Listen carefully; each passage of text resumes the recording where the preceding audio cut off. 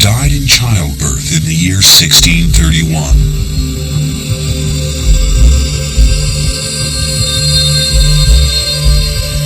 She lies buried in the most beautiful building in the world, the Taj Mahal.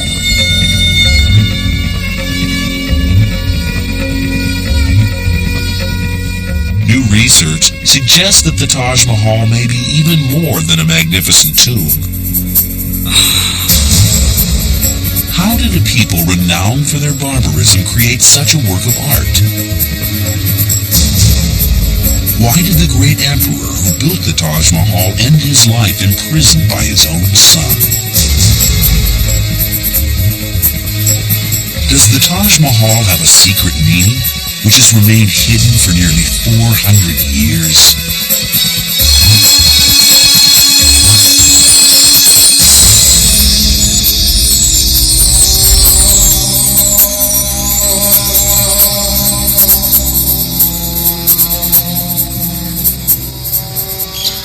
Built almost 400 years ago, the Taj Mahal stands in the city of Agra in northern India.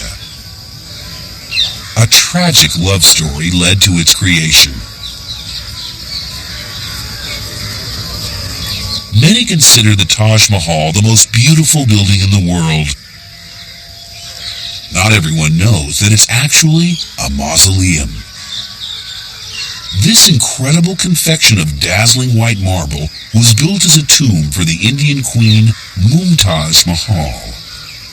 She was buried here in 1632.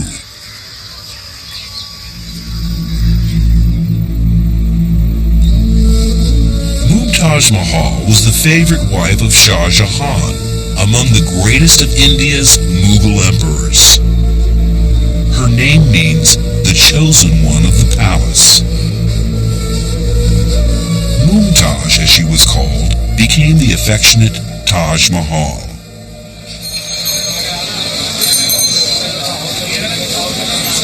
The streets of Agra are where Mumtaz Mahal and Shah Jahan are said to have first met, in the spice market, which has barely changed since that fateful day.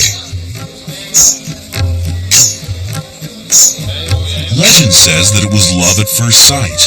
They were both 15.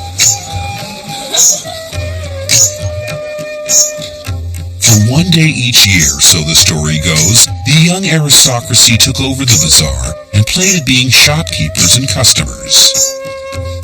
He tried to buy spices, she refused. But he later inquired as to who she was. Mumtaz Mahal was a spice girl. She was also the niece of the queen, a suitable match for the young prince. Soon, they were engaged to be married.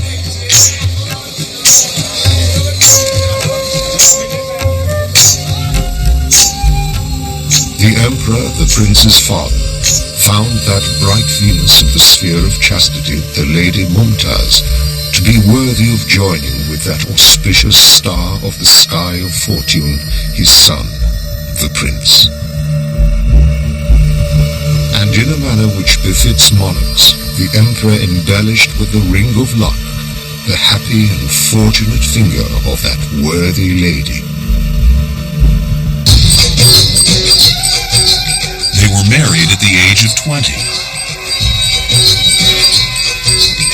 The marriage ceremony was held on the 10th of May, 1612. And when the two heavenly stars became one constellation, they withdrew to the bedchamber of fortune and happiness. Finding she was the favorite among the many ladies who graced the royal bedchamber, the emperor gave her the title, Chosen One of the Palace.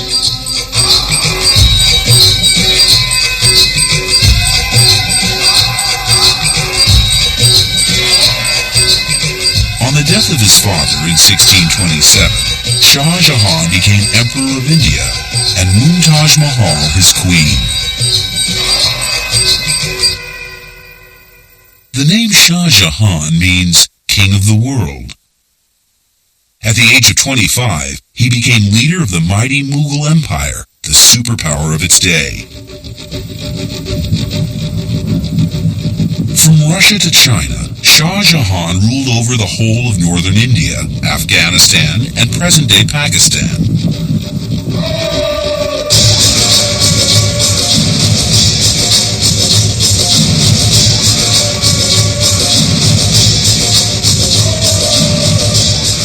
The Mughals are also known as the Mongols. The infamous Mongol hordes, a nomadic people who ranged across Central Asia in the 12th and 13th centuries. With their ruthless and brilliant cavalry, the Mongols created the greatest land empire in world history. Their reputation to this day is one of cruelty, barbarism, horrifying massacres, and unparalleled tortures. Genghis Khan was their leader, a military genius and a master of tactics.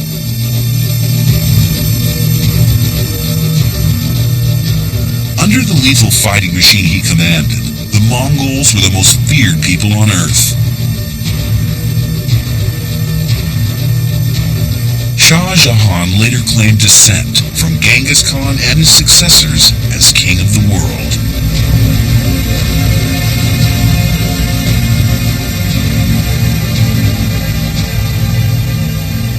Popular opinion has not been totally fair to the Mongol people. They were certainly cruel. But almost all conquerors and invaders are cruel, and when they establish their rule, and Mongols were certainly the most successful conquerors in world history.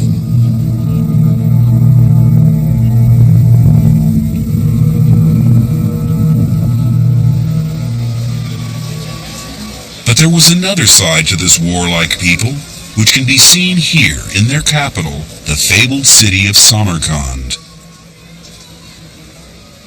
The Mongols combined cruelty and barbarism with a refined culture of architects, painters, and designers. The beautiful mosques and ceramics of Samarkand are renowned to this day. Ironically, they were built by the same people who would slaughter whole villages at the drop of a hat. Centuries later, skills developed here would be used in the construction of the Taj Mahal.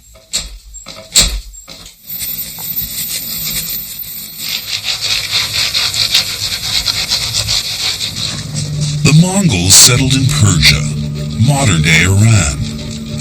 There they became known by the Persian word for Mongol, Mughal.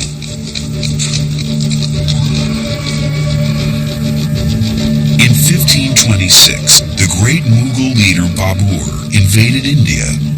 In a devastating sweep, Babur led his Mughal army down through the Khyber Pass, across modern-day Pakistan, and into northern India. Indian fighting elephants were no match for Mughal horsemen and archers. Babur also had a secret weapon, the battlefield cannon. Victory was swift, and on that day in 1526, the Mughal Empire was born.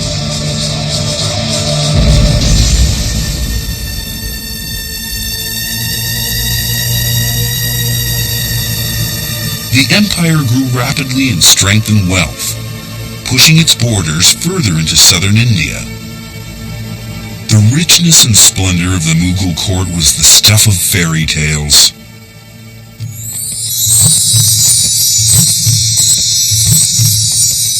The Mughal treasury was said to contain 100,000 precious silver plates, 50,000 pounds of gold plate, 1,000 gold-studded saddles with jewels, 3 silver thrones, 2 golden thrones, 5,000 gems from Cathay, 750 pounds of pearls, 275 pounds of emeralds, 1,000 tubs of uncut diamonds. This massive wealth would later allow Shah Jahan to expand his own empire, reserving his heart for his most precious jewel. Mumtaz Mahal and Shah Jahan were inseparable, devoted to each other, deeply in love. She She was the mother of all Shah Jahan's 14 children, as well as his constant companion during 19 years of marriage.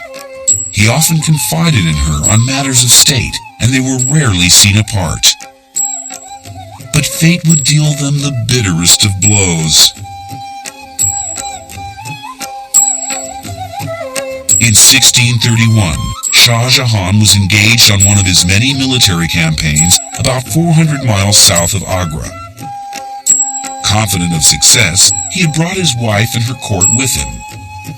Mumtaz Mahal was heavily pregnant with their 14th child. When the time came, she gave birth to a healthy girl, but she herself grew weak. Shah Jahan rushed to her bedside.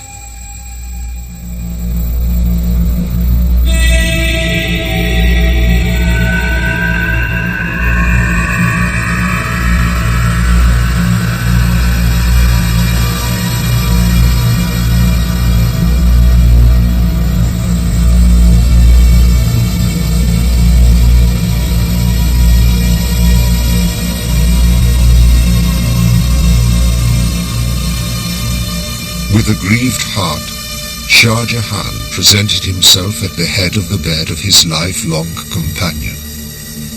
That lady opened her eyes to look at the chosen one of the Creator. She then responded to the call, Allah beckons thee towards the abode of peace. At the third watch of the night, Mumtaz Mahal died in the arms of Shah Jahan.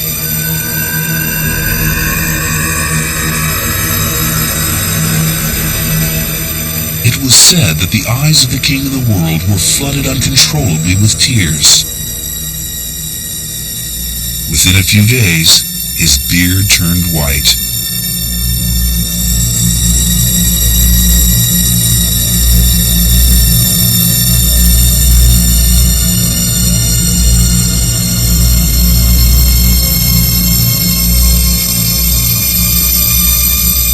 Unable to let go, Shah Jahan dreamed of a way to immortalize his lost love.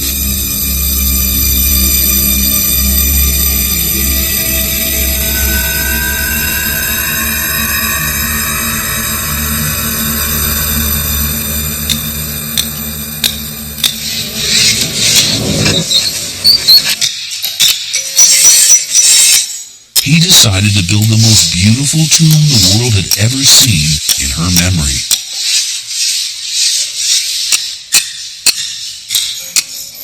Artisans' techniques of that time are still in use today.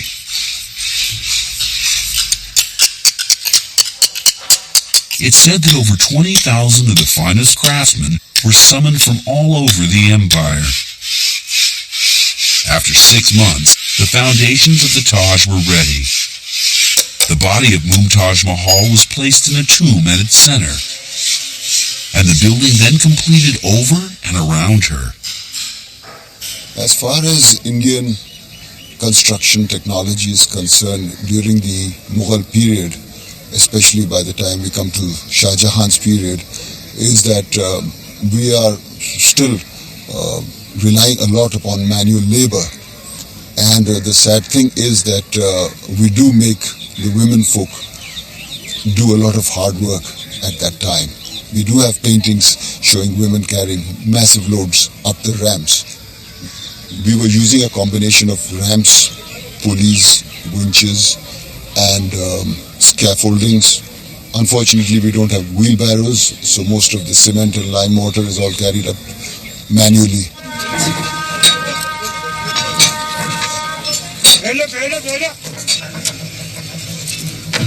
What creates the dazzling overall effect of the Taj Mahal is that every inch was covered with cut blocks of the finest white marble. It was brought from the quarries of Makrana in Rajasthan, 200 miles away.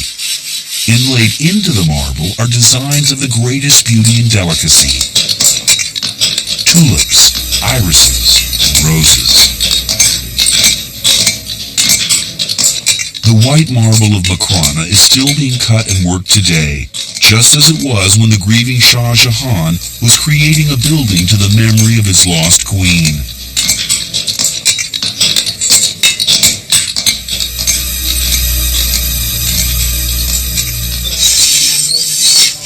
Translucent gemstones were cut, polished, and inlaid into the pure white marble. Carnelian from Iraq. Green jade from China. Lapis lazuli and sapphire from Sri Lanka. Jasper, malachite, and turquoise from Tibet. Agate and amethyst from Yemen and Persia. 43 different gems on the tomb alone. Never before or since has such an extravagant monument been built by a man for a woman.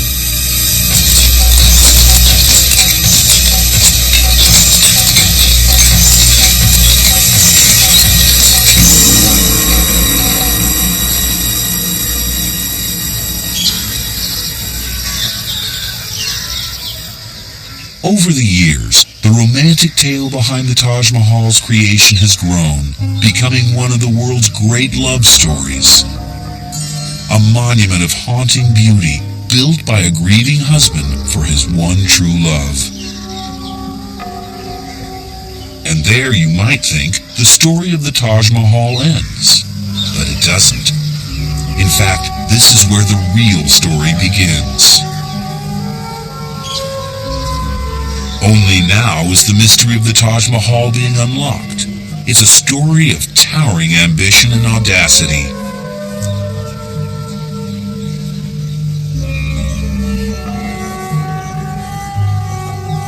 The first clue to the meaning of the Taj Mahal lies in these inscriptions, seamlessly cut into the white marble. But what is this writing, and what can it tell us about the intentions of Shah Jahan? The inscriptions are in Arabic, and they are all verses from the Quran, the holy book of Islam. Inscriptions play a very important role in Islamic art, particularly in religious art and funerary monuments, primarily because Islam forbids the use of images on monuments. For this reason, the paintings and frescoes normally found in a Christian church are replaced in the Islamic world by religious texts. The inscriptions on the monument tell you who built it and something about the purpose of the monument and its symbolism.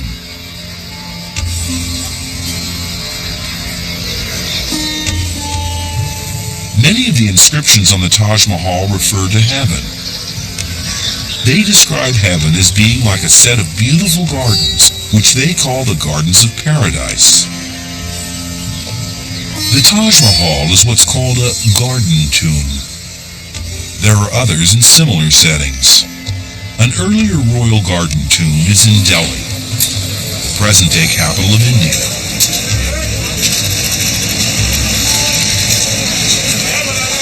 It's the tomb of Shah Jahan's great-grandfather. It was completed around 60 years before the Taj Mahal.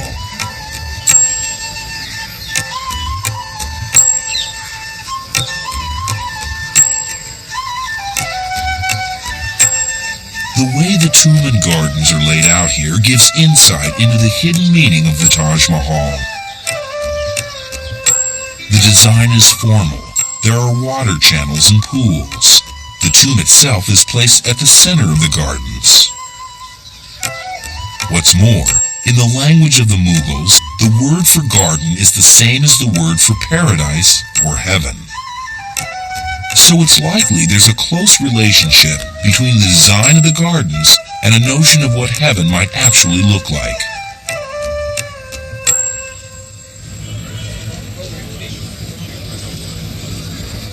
The gardens of the Taj Mahal are entered through a grand gateway. It would be easy to miss a revealing piece of evidence about the gardens as you pass through. There are inscriptions on the gateway, just as there are inscriptions on the tomb itself. Here, they are also taken from the Quran. This is chapter 89, one of the Quran's most dramatic chapters.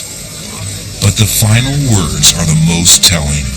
In these, God promises entry into paradise as reward for those who have lived good lives. The last words that you read on the Taj Gateway before entering into the garden or the last words of the chapter 89, which reads, "Enter thou my paradise." This is the only occasion in the entire Quran when God speaks directly to the faithful and uses the personal pronoun my. Enter thou my paradise. So this is a direct command of God to enter paradise. And so the visitor to the monument has these words ringing in his ears as he passes through the portal of the gateway and enters the garden.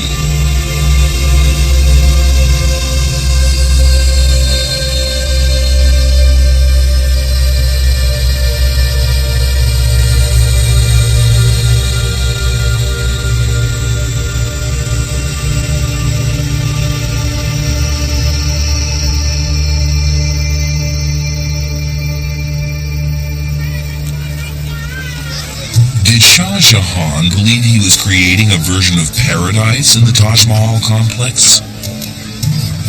Unlike other such tombs, the Taj Mahal is not situated in the center of its gardens. It stands majestically at one end of the gardens, matching exactly the layout of heaven or the gardens of paradise.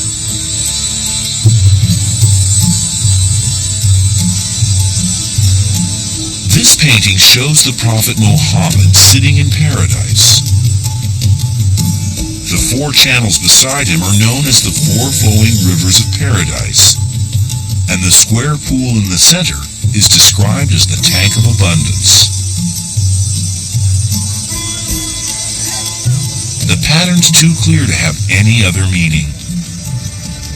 What Shah Jahan planned in these gardens is clearly a replica of heaven.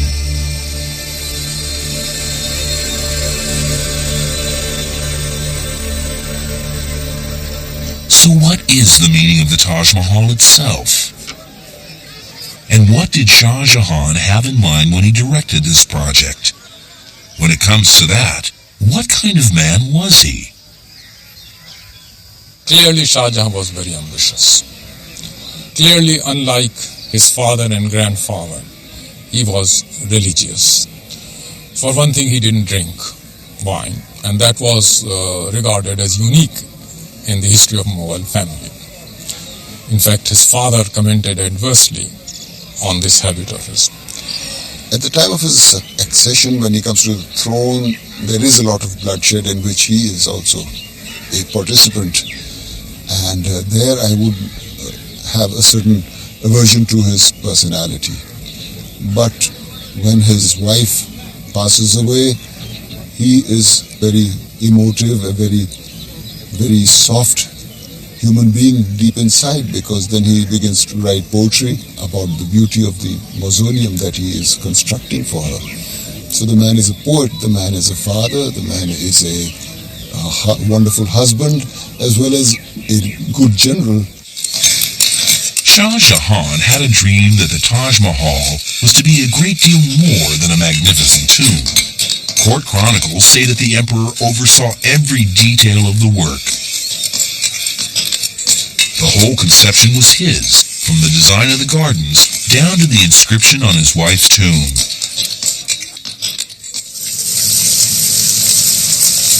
At the Red Fort, his palace in Delhi, Shah Jahan was indeed king of the world, the most powerful emperor on earth. A man of enormous vanity, he was convinced of his own greatness. Shah Jahan's sense of his own importance and destiny was probably increased by the auspicious date of his birth, the 1000th year of Islam. Here, in the great hall of public audience at the Red Fort, seated on his magnificent marble throne, Shah Jahan heard petitions and dispensed justice. Before the king stands the master hangman, accompanied with 40 hangmen with hatchets on their shoulders and all sorts of whips, ready to do whatever the king commands. He was obsessed with emblems of absolute power, in particular, the awe-inspiring presence of thrones. Immediately following his coronation in 1628, Shah Jahan ordered the creation of a magnificent jeweled throne, the Peacock Throne. It took 7 years to complete and stood here on this base in the Red Fort.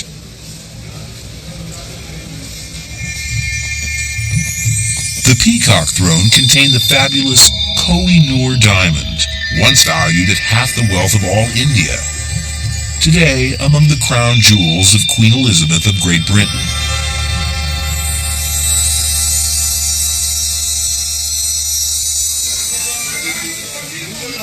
This is a Delhi shrine dedicated to a branch of the Muslim faith known as Sufism.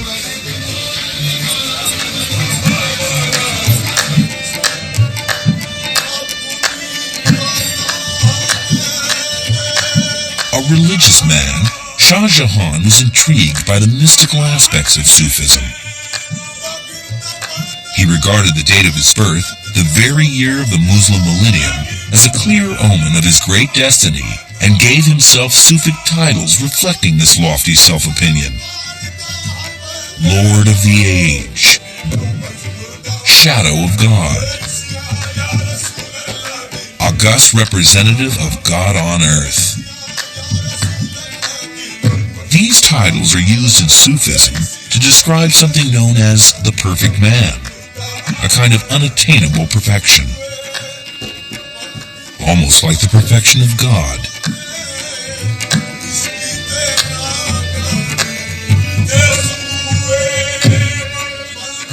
Given Shah Jahan's obsession with his own royal greatness, it seems as if he saw himself as the embodiment of this perfect man.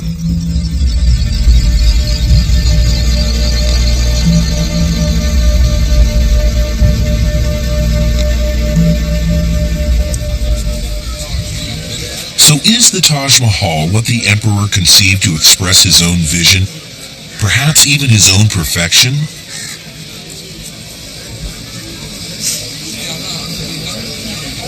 For years, visitors have been dazzled by the sheer beauty of the Taj Mahal. But amazingly, they've paid little or no attention to the inscriptions or to what they might mean. The beautiful graphic text was taken to be purely decorative. But there's more to it.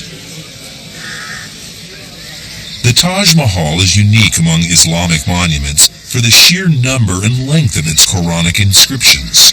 There are 22 different passages here, including an incredible 14 entire chapters. These passages deal with two themes: the terrible finality of the Day of Judgment and the pleasures of paradise that God has promised as a reward to the faithful. My research indicates that the choice of the Quranic passages was determined by a desire on the part of the architect and the calligrapher and Shah Jahan as the patron of the building to express a symbolic meaning for the tomb, which goes beyond its primary function as a tomb. It is a tomb, and it is a symbol of something else besides a tomb. The largest and most prominent inscription goes around all four sides of the building. It's chapter 36 of the Quran, which is traditionally recited at funerals, so it does have a direct meaning for the tomb. But it also has another meaning that is not usually known or understood in the West. Out of the very long chapter 36, which deals with God's message for mankind and the whole purpose of existence, there is one verse, verse 58, which has a direct tie-in to the symbolic interpretation that's being proposed here for the entire tomb complex. This is the only occasion in the entire Quran where God speaks to the faithful in paradise, and he says to them, Salam, or peace. This verse is regarded as a promise by God that when the faithful enter paradise, they will see God seated in majesty on his throne.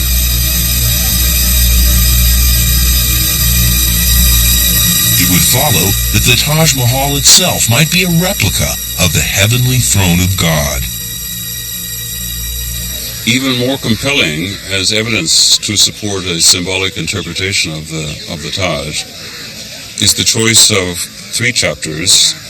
These chapters deal with the Day of Judgment, and they present a very frightening image of the Day of Judgment, something that is quite surprising to find on the tomb of a supposedly beloved wife. But these passages have a very precise role. If you wish to summon up a vision of the last day of judgment, you can do it by reciting the whole of these chapters. And almost magically, the day of judgment appears before your very eyes. The centerpiece of that vision would be God's great throne, looking perhaps like the Taj Mahal.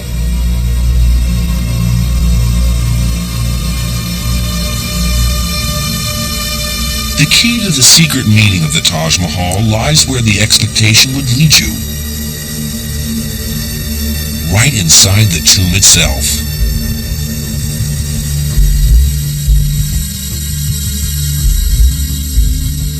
A delicately carved marble screen surrounds the burial chamber.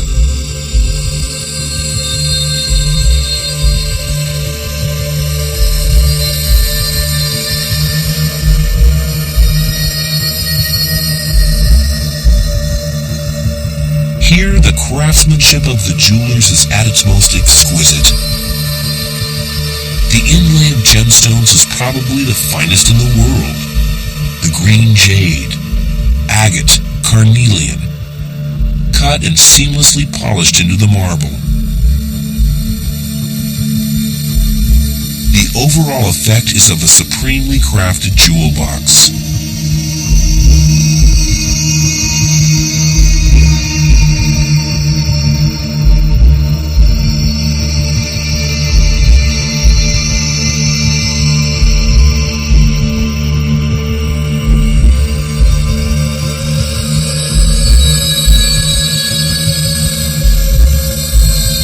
This is the very center, the heart of the Taj Mahal. And here she lies, Mumtaz Mahal, and beside her, her devoted husband, Shah Jahan. Except these aren't the real tombs. These are cenotaphs, or empty tombs. The bodies of Shah Jahan and Mumtaz Mahal lie directly below here, in the crypt, away from prying eyes. These cenotaphs are formal tombs, memorials where visitors can pay their respects.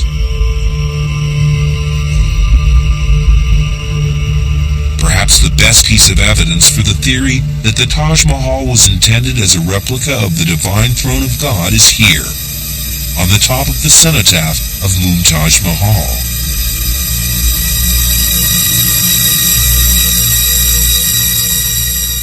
This inscription marks the culmination of the program of inscriptions which began with the gateway inscription, which invites the reader to enter the gardens of paradise.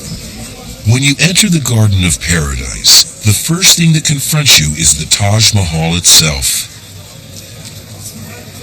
The inscriptions on the Taj Mahal are all chosen in a progression, which makes it very clear that there is a hidden meaning to the Taj Mahal. On the top of the cenotaph of Mumtaz Mahal herself, there is a prayer which implores God to allow the faithful to enter paradise, especially wives. The full meaning of this inscription comes to light only when we realize that this prayer is being recited by the angels who support the throne of God. According to traditional Islamic belief, the throne of God has 4 pillars. Each one of these pillars is supported by a separate angel. And nowhere else in the Quran are these angels said to speak. But here, in this particular verse, we learn that this prayer is recited by the angels. So I think it's quite clear that he has intended this building to be a symbolic replica of the throne of God.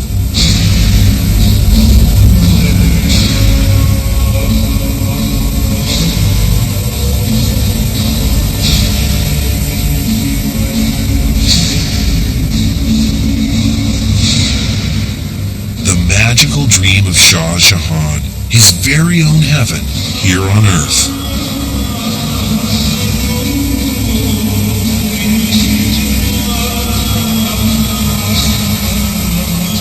It seems appropriate for a charismatic building like the Taj Mahal to be wreathed in the mists of legend, myth, and fable.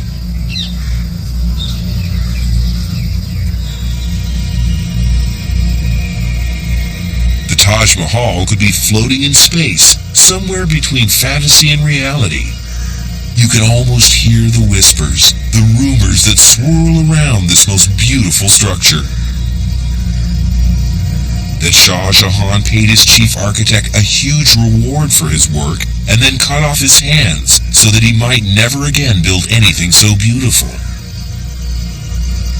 That the marble domes were once covered with pure gold and studded with jewels.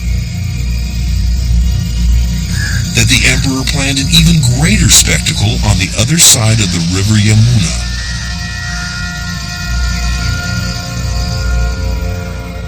Legend says that this is what Shah Jahan envisioned, another Taj Mahal in glittering black marble.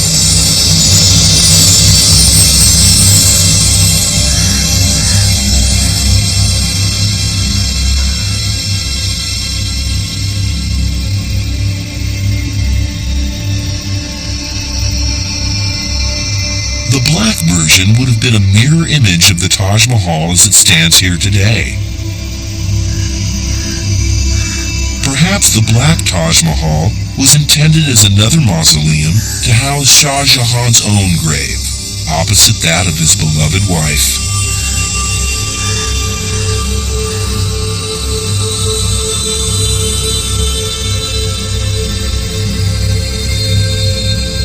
The daunting cost of constructing a Black Taj Mahal is usually given as the reason why it was never built.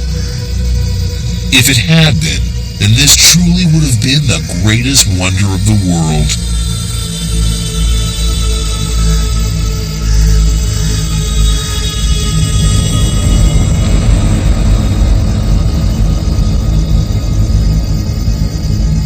The scene here today, on the other side of the river, is very much more down to earth.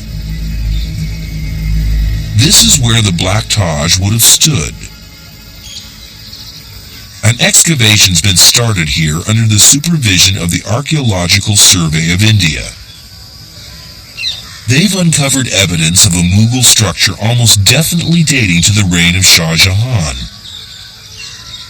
They're not yet sure what it is, but there's certainly a set of formal Mughal gardens on exactly the same alignment as the Taj Mahal. Excavations are at a very early stage, and speculation is cautious. But if this is a vast Mughal garden, why is it placed at just this spot, opposite the Taj Mahal? Was it to provide a pleasant view from the Taj, or to create a balancing symmetry with its gardens? The prospects are intriguing, and more is being revealed as the excavations continue.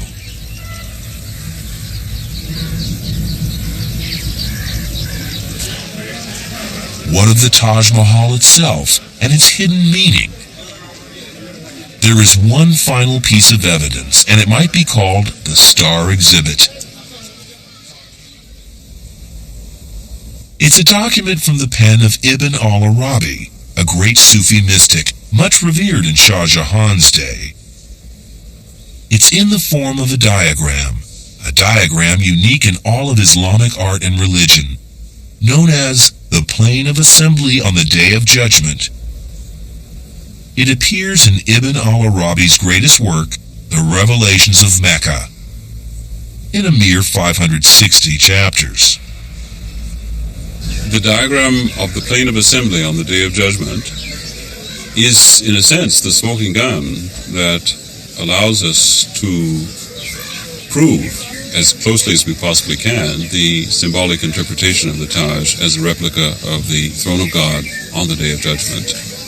We know that Shah Jahan's father owned a very valuable copy of Ibn al-Arabi's treatise in which these diagrams play a prominent role.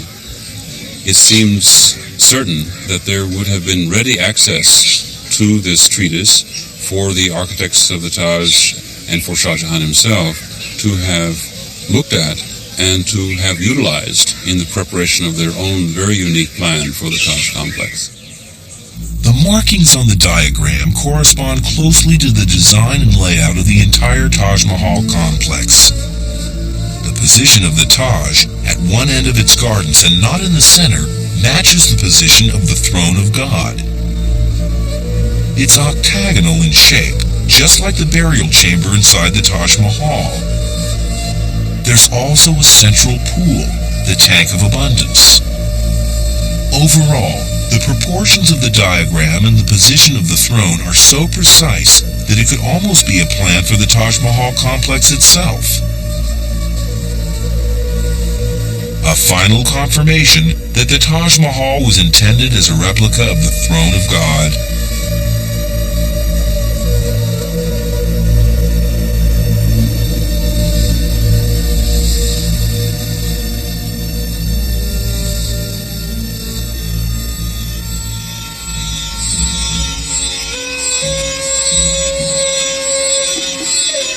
From his position of absolute power, the downfall of Shah Jahan was dramatic and tragic. In the cut and thrust of court life, this emperor made the mistake of falling seriously ill. There was no law of succession in the Mughal Empire, and his four sons began a ruthless power struggle over who would become the next emperor. In this bloody conflict, 3 of the sons were murdered or executed, and a victor emerged, Aurangzeb. He immediately seized power and meted out a cruel fate to his own father.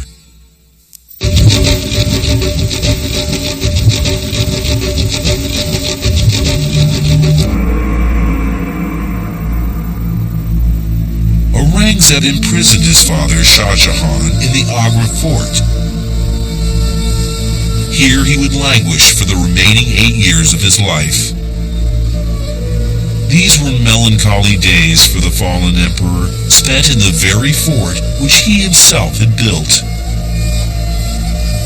The king of the world, bereft now of all his earthly power.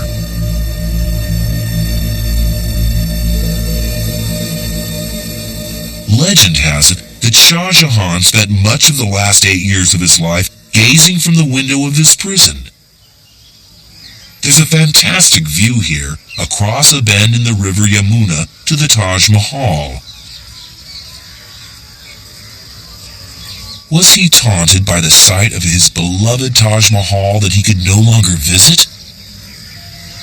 Or was he finding consolation by contemplating the perfection of his creation? The rule of Aurangzeb was unbending.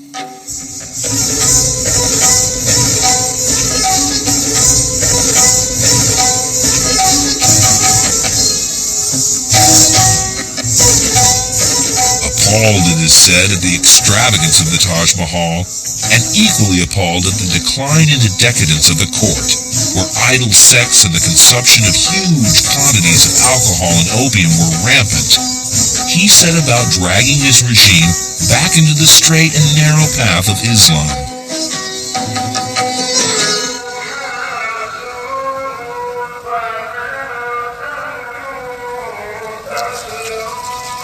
Aurangzeb imposed strict observance of Muslim religious practices in home and mosque. He destroyed Hindu temples as instructed in the Quran and reintroduced a punishing tax on all non-Muslims, which effectively meant Hindus.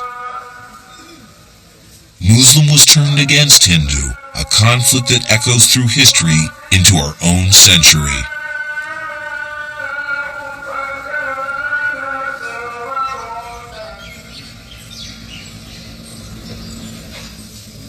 For Shah Jahan in his prison fort, there was some consolation.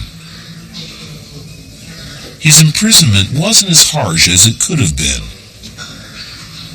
The Agra fort is a beautiful place, and his favorite daughter, Shahanara, was with him most of the time. He was allowed to bring many of his courtiers with him, as well as his wives and concubines. They lived here in the women's quarters. These deep windows are especially designed to to allow the women to look out without being seen themselves.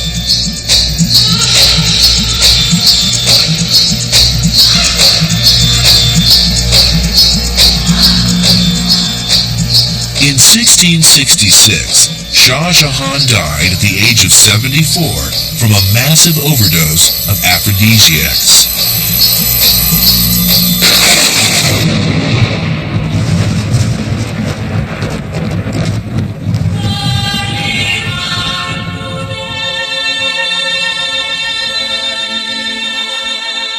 There don't appear to have been any plans for Shah Jahan's own burial. At midnight, Jahanara had her father's body spirited down a back stairway in the Agra fort, placed into a boat, and rowed quietly across the Yamuna.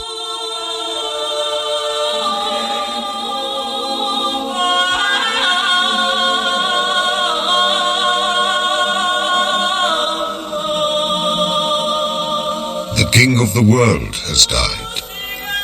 When Shah Jahan departed from the world, he set out to take his seat on the throne in the mansions of paradise.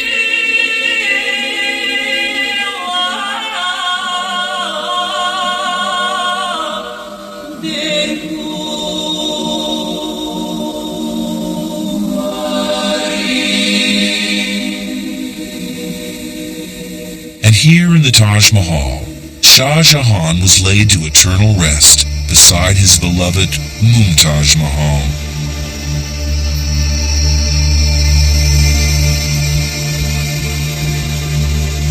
This is the grave and sacred resting place of the Emperor Shah Jahan, dweller in paradise. May it be sanctified, and may paradise become his abode. He travelled from this world to the banquet hall of eternity on the night of the 31st of January, 1666.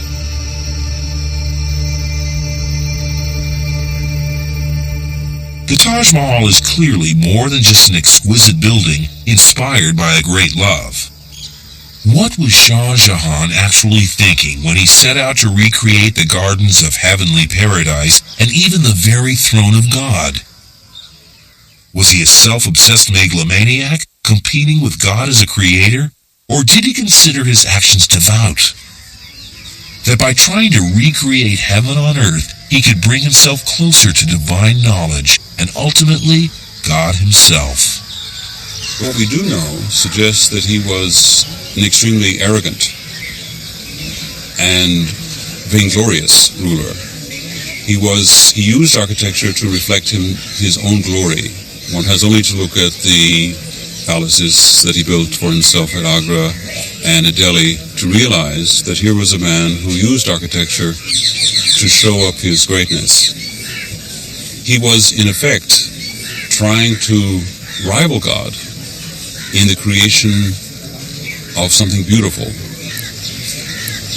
He was obviously moved by the death of his wife, but the main purpose of the Taj has to do with Shah Jahan's exalted image of himself as a shadow of God on earth and almost a co-partner with God.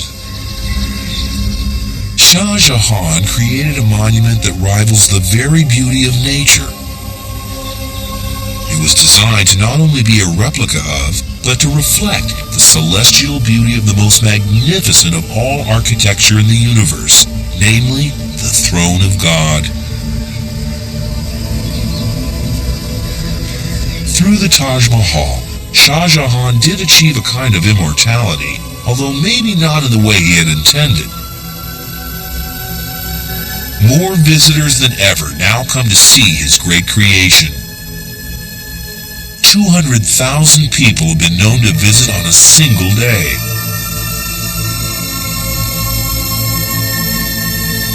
The Taj Mahal's true meaning may never replace the popular love story, but that meaning remains just as powerful, concealed or not, because it's probably what Shah Jahan intended.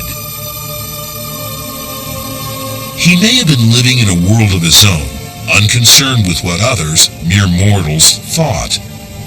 Preoccupied with his destiny and his relationship with God and eternity. But the Taj Mahal is real enough.